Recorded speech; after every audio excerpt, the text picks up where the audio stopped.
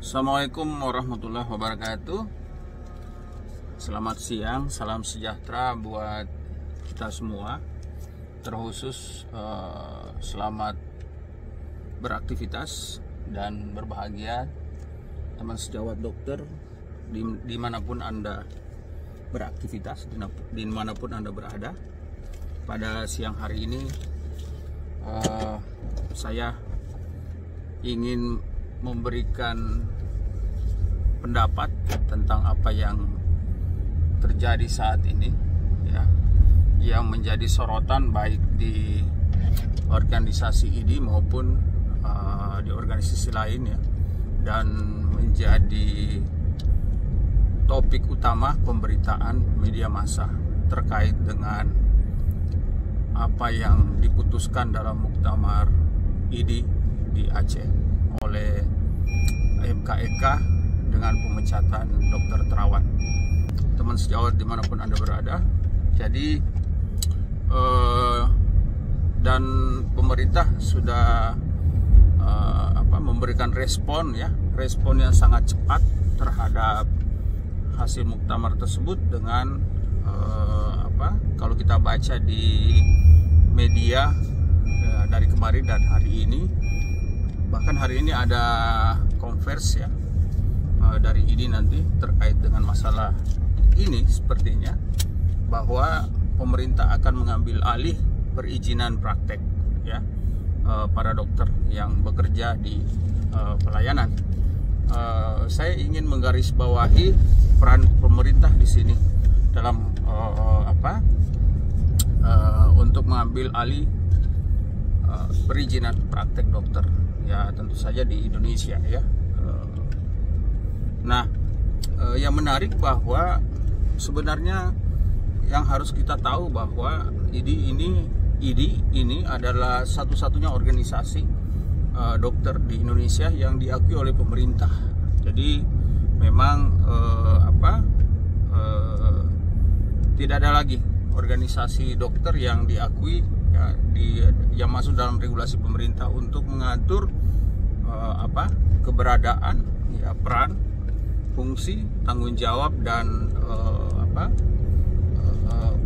sepak terjang dokter baik di layanan maupun di dunia pendidikan saat ini di Indonesia. Jadi teman-teman semua, satu hal yang saya ingin sampaikan yang menjadi fokus dalam pikiran saya bahwa kalau pemerintah dari dulu benar-benar menjalankan fungsi regulasinya, ya, fungsi regulasi di bidang kesehatan termasuk dalam urusan dokter, mulai dari pendidikan, ya, kemudian penempatan dan kesejahteraan dokter, saya kira tidak jadi masalah, dan itu yang kita harapkan bersama sebenarnya. Saat ini contohnya pendidikan kedokteran baik di negeri dan swasta sangat boleh dikata sangat mahal, ya, sangat mahal, ya. Nah, ini menimbulkan tentunya efek yang luar biasa terhadap dunia pendidikan, termasuk berefek terhadap masyarakat di mana putra-putrinya atau mungkin keluarganya ingin melanjutkan pendidikan di Fakultas Kedokteran. Seharusnya pemerintah dari awal melihat ini dan mencermati dan terlibat secara langsung bahwa dokter adalah bagian dari masyarakat, ya, profesi dokter untuk kepentingan masyarakat, untuk kepentingan nasional. Seharusnya ini di awal sudah diintervensi oleh pemerintah. Bagaimana caranya supaya semua pendidikan, ya, pendidikan baik di negeri maupun di swasta itu terjangkau. Ya, saya tidak mengatakan murah, tapi terjangkau. Bahkan mungkin kalau bisa semuanya digratiskan, supaya nanti pemerintah memiliki sebagai main stakeholder dalam pengaturan bidang kesehatan, terkhusus dalam dunia kedokteran itu bisa lebih kuat, ya, lebih kuat. Ini penting supaya nanti pendidikan dokter dan profesi dan pelayanan profesi dokter tidak terkesan dikomersilkan, ya, dikomersilkan, ya. Kan ini juga menjadi sorotan kita semua bahwa terkadang mahalnya biaya pendidikan itu kan dihubungkan dengan komersialisasi pelayanan baik di FKTP, ya, fasilitas kesehatan tingkat pertama, maupun di rumah sakit. Dan kita harapkan pemerintah ini momentum karena pemerintah mungkin akan mengambil alih perizinan kedokteran. Ya sudah, semua ekosistem yang terlibat dalam lahirnya seorang dokter dan dengan profesionalismenya itu kalau bisa diintervensi oleh pemerintah, mulai dari dunia pendidikan, ya, sampai dengan penempatan dokter itu sendiri pada saat bekerja di fasilitas kesehatan, baik di kesehatan pemerintah maupun swasta. Apalagi kalau kita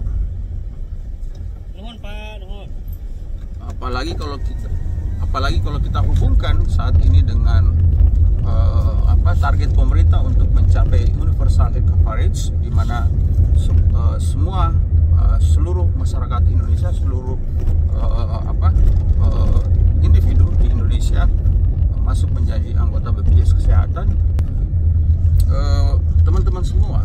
Nah, yang kedua, selain sistem pendidikan, kita lihat bahwa peran pemerintah juga harus kuat, ya. Bagaimana dalam penempatan dokter. Nah, ini masalah yang seringkali ini dilupakan. Memang kalau dilihat dari jumlah dokter Indonesia saat ini, mungkin kalau kita bandingkan dengan jumlah penduduk sudah mencukupi. Tetapi permasalahan ini bukan pada kuantitas, tapi bagaimana distribusi dokter ini bisa merata di seluruh Indonesia. Kalau pemerintah sudah memegang regulasi dunia pendidikan, maka dengan otomatis atau serta-merta, maka dunia penempatan dokter di seluruh Indonesia juga akan diregulasi oleh pemerintah.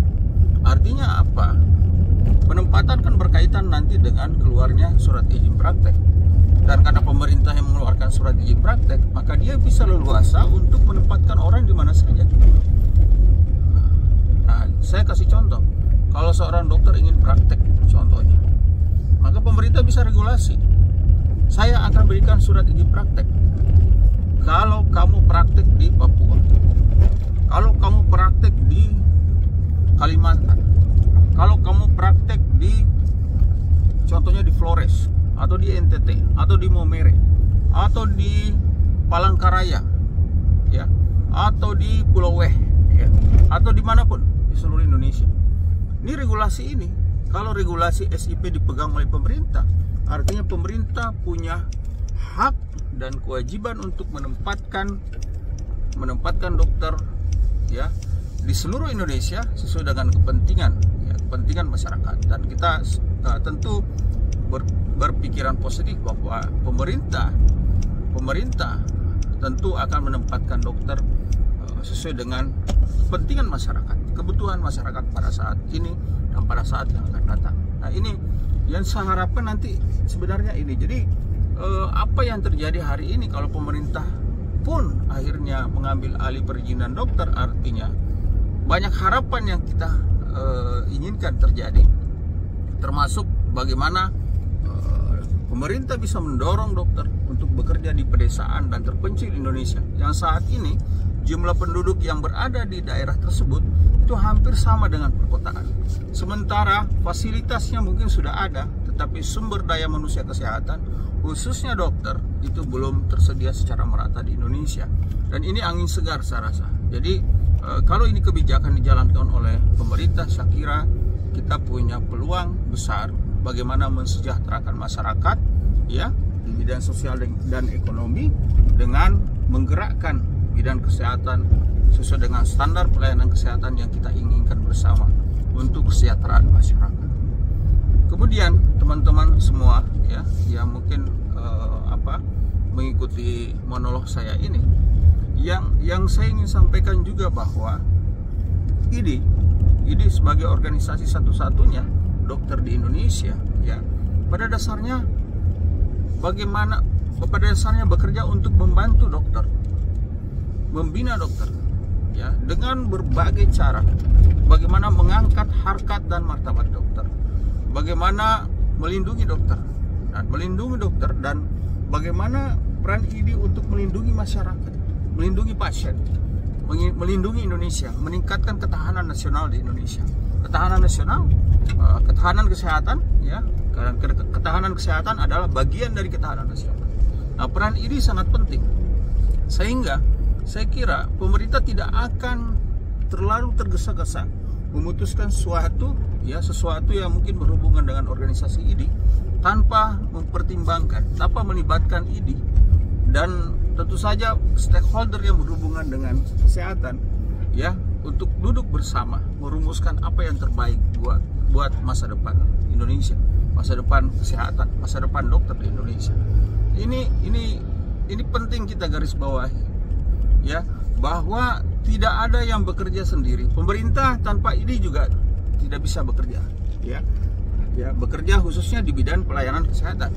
Dan ini juga tanpa pemerintah tidak bisa bekerja dengan baik, ya, tentu tidak bisa bekerja karena yang memiliki fasilitas kesehatan, ya, sebagian besar dipegang oleh pemerintah. Dan pemerintah punya kepentingan untuk melindungi, untuk memberikan pelayanan kesehatan dasar kepada masyarakat, ya. Pemerintah punya kewajiban untuk itu, dan tentu saja pemerintah punya kepentingan besar untuk bagaimana mengharmonisasi antara ID, pemerintah, dan semua stakeholder kesehatan. Jadi harapan kami saya sebagai warga masyarakat dan sebagai dokter yang bekerja di pedesaan, mengabdi di pedesaan dan terpencil Indonesia, harapan kami supaya permasalahan ini bisa diselesaikan secara baik, ya, cepat dan tepat, memberikan solusi, ya, yang terbaik buat masa depan organisasi ID, masa depan pelayanan kesehatan, masa depan ketahanan kesehatan, ketahanan nasional, dan pemerintah sebagai regulator benar-benar mengedepankan kepentingan masyarakat, kepentingan negara, dan kepentingan seluruh rakyat Indonesia. Demikian, Assalamualaikum warahmatullahi wabarakatuh. Selamat siang dan salam sehat buat semua. Ini tentang kesederhanaan, keseimbangan, toleransi, dan akulturasi.